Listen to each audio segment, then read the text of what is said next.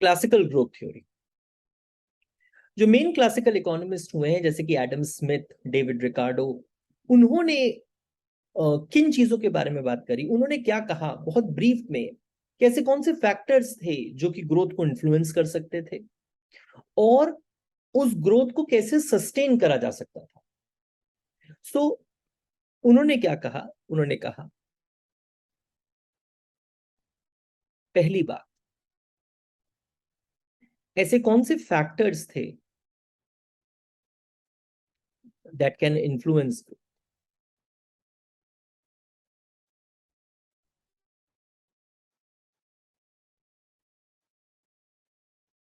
Right, पहली बात। और दूसरी बात उन्होंने ध्यान दी कि अगर आप ग्रोथ आपको मिल जाती है तो उस ग्रोथ को सस्टेन करना भी उतना ही इंपॉर्टेंट है, राइट। सो ये कंटिन्यूअस ग्रोथ कैसे होगी।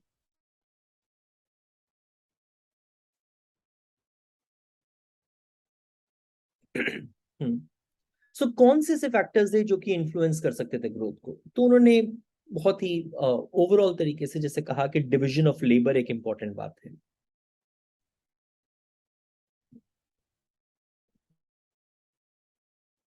डिवीजन ऑफ लेबर एक इंपॉर्टेंट बात है, बिकॉज अगर मान लीजिए आप प्रॉपर डिवीजन ऑफ लेबर कर रहे हैं, हर एक इंडिविजुअल एक स्पेशलाइज्ड काम कर रहा है, तो वो कॉस्ट सेविंग तक जाएगा। मतलब आप कम टाइम में ज्यादा प्रोड्यूस कर पाएंगे, आपकी कॉस्ट कम लगेगी, उसकी वजह से आप ज्यादा प्रोड्यूस कर सकते हैं। ज्यादा प्रोड्यूस करेंगे, नेशन का आउटपुट बढ़ेगा और उसकी वजह से ग्रोथ होगी। दूसरी बात उन्होंने कही कि जो दूसरी चीज है जो कि इन्फ्लुएंस कर सकती है ग्रोथ को, वो है गेन्स फ्रॉम ट्रेड।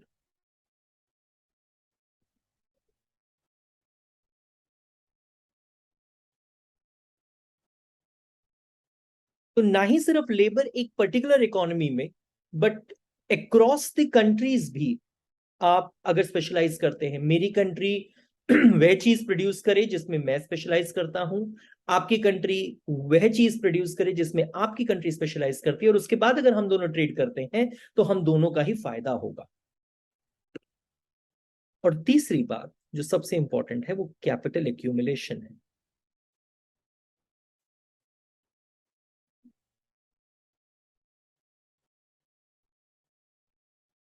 जो सबसे इंपॉर्टेंट है वो कैपिटल एक्यूमुलेशन। अगर इन्वेस्टमेंट होगी तो ही आप मशीन्स में, कैपिटल में, वर्कर को बढ़िया कैपिटल, ज्यादा मशीन, ज्यादा प्रोडक्टिव मशीन्स दे पाएंगे और उसकी अपनी प्रोडक्टिविटी बढ़ेगी। लेकिन अब बात यह उठती है कि आपके पास अगर ये ग्रोथ आ भी गई तो आप उस ग्रोथ को सस्टेन कैसे करेंगे। हाँ, उस ग्रोथ को एक लंबे पीरियड तक कैसे लेके जाएंगे। आपको उसके लिए इन प्रॉफिट्स को री इन्वेस्ट करना पड़ेगा।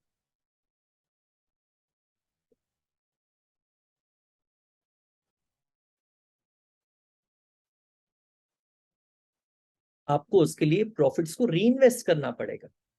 हाँ, जो कैपिटलिस्ट हैं, अगर वह प्रॉफिट ही नहीं कमाएंगे, अगर वो प्रॉफिट नहीं कमाएंगे तो वो सेव क्या करेंगे, वो सेव नहीं करेंगे तो इन्वेस्टमेंट कैसे होगी। तो सारी की सारी बात कि जो ग्रोथ है इकोनॉमी का, वो इस बात पे निर्भर कर जाती है कि रेट ऑफ प्रॉफिट क्या है। अगर रेट ऑफ प्रॉफिट कम से कम होता गया, रेट ऑफ प्रॉफिट बिल्कुल कम हो गया, तो आपके पास अब पैसा नहीं बचता है कि आप री इन्वेस्ट कर पाए, आप सेव कर पाए, तो आप कैपिटल एक्यूमुलेशन नहीं कर पाएंगे। कैपिटल एक्यूमुलेशन नहीं कर पाएंगे तो आपके पास ग्रोथ भी नहीं होगी, आपके पास ग्रोथ भी नहीं होगी। ये तो पहली बात है।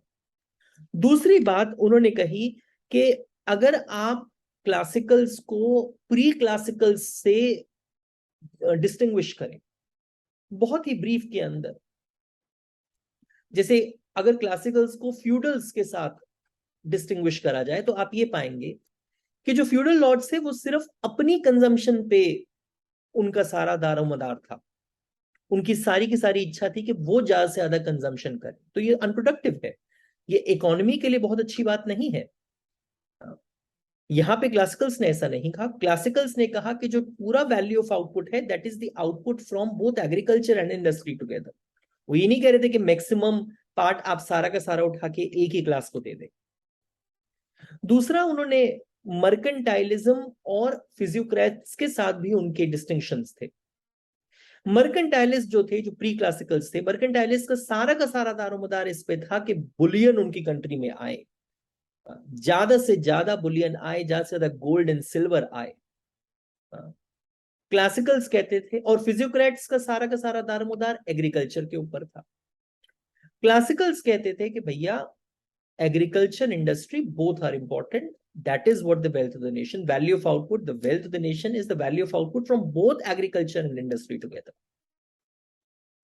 और वो ये भी कहते थे कि अगर आप क्लासिकल्स के पहले के कुछ साल देखें, जो पहले जो स्कूल ऑफ थॉट हुए, जैसे कि मर्केंटाइलिज्म, जैसे कि फिजियोक्रेट, जैसे कि और जो फ्यूडल लॉर्ड्स वगैरह, बहुत टॉप डाउन अप्रोच था, बहुत मोनार्किक ऑर्डर था, राइट, गवर्नमेंट इंटरफेरेंस बहुत ज्यादा थी।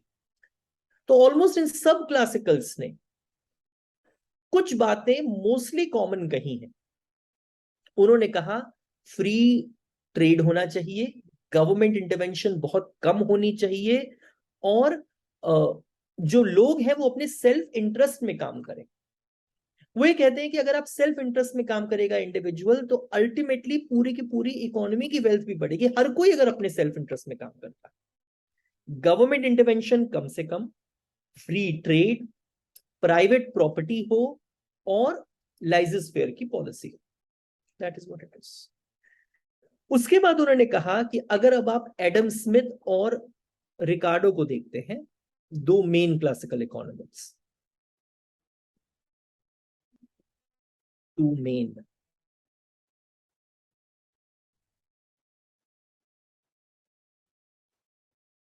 क्लासिकल इकोनॉमिस्ट,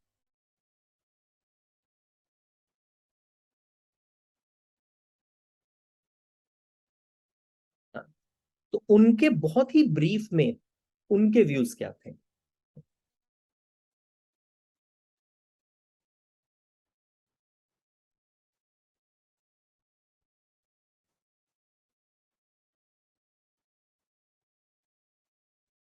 एक तरफ एडम स्मिथ है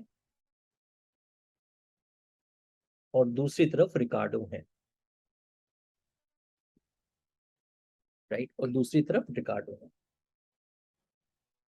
स्मिथ का सारा जो चेष्टा थी वो इस बात पे थी कि वो डिवीजन ऑफ लेबर के ऊपर बहुत ज्यादा जोर देते थे। वो ये कहते थे कि आप स्पेशलाइजेशन करिए, अगर आप स्पेशलाइजेशन करेंगे तो जो लोग हैं वो कम समय में ज्यादा आउटपुट प्रोड्यूस कर पाएंगे, आपकी कॉस्ट सेविंग होगी, इकोनॉमी की वेल्थ बढ़ेगी, प्रोडक्टिविटी बढ़ेगी।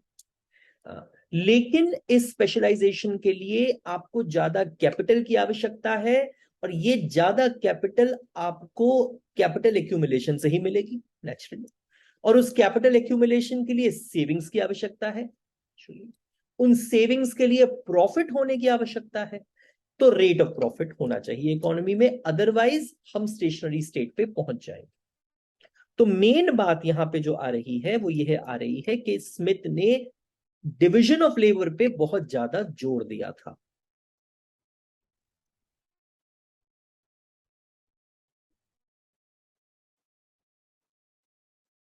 राइट, रिकार्डो एक स्टेप आगे गए।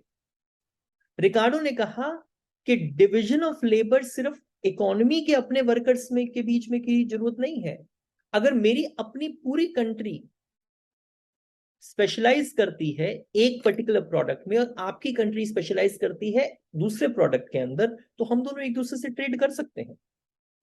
राइट, वो आगे लेके गए, वो आगे लेके गए, और उन्होंने कहा कि जो स्पेशलाइजेशन ऑफ लेबर है वो किस बात पे निर्भर करता है, वो इस बात पे निर्भर करता है कि कंपैरेटिव एडवांटेज किसमें, किस प्रोडक्ट में मेरी कंपैरेटिव एडवांटेज है। और कंपैरेटिव एडवांटेज का बेसिस क्या है? Opportunity cost. राइट, मैं किस चीज को, किस प्रोडक्ट को कम पैसे में ज्यादा प्रोड्यूस कर सकता हूं विजवी तुम्हारे, तो मेरी उसमें कंपैरेटिव एडवांटेज है। स्मिथ ने, सॉरी, रिकार्डो ने स्मिथ के ही कॉन्सेप्ट को एक्सटेंड करा। उन्होंने कहा कि जो डिवीजन ऑफ लेबर है, डिवीजन ऑफ लेबर का जो बेसिस है वो क्या है? Comparative advantage. आप कैसे पता लगाएंगे कि मैं किस चीज में स्पेशलाइज करूं? मैं उस चीज में स्पेशलाइज करूंगा जिसमें मेरी अपॉर्चुनिटी कॉस्ट कम होगी, कंपैरेटिव कंपैरेटिव एडवांटेज। और उसने कहा कि जिसमें मेरी अपॉर्चुनिटी कॉस्ट कम है, अगर उसमें मेरी कंपैरेटिव एडवांटेज है, आपकी दूसरे चीज में कंपैरेटिव एडवांटेज है, हम दोनों एक दूसरे के साथ ट्रेड कर सकते हैं और इससे हमारा फायदा होगा, राइट। तो रिकार्डो ने स्मिथ के ही कॉन्सेप्ट को थोड़ा सा आगे लेके गए। ये बहुत ही इंट्रोडक्टरी लेसन था क्लासिकल ग्रोथ थ्योरी पे। अब आगे देखेंगे कि स्मिथ के व्यूज क्या थे, रिकार्डो के अपने व्यूज क्या थे और डिटेल के अंदर, राइट। चलिए, थैंक यू बेटा।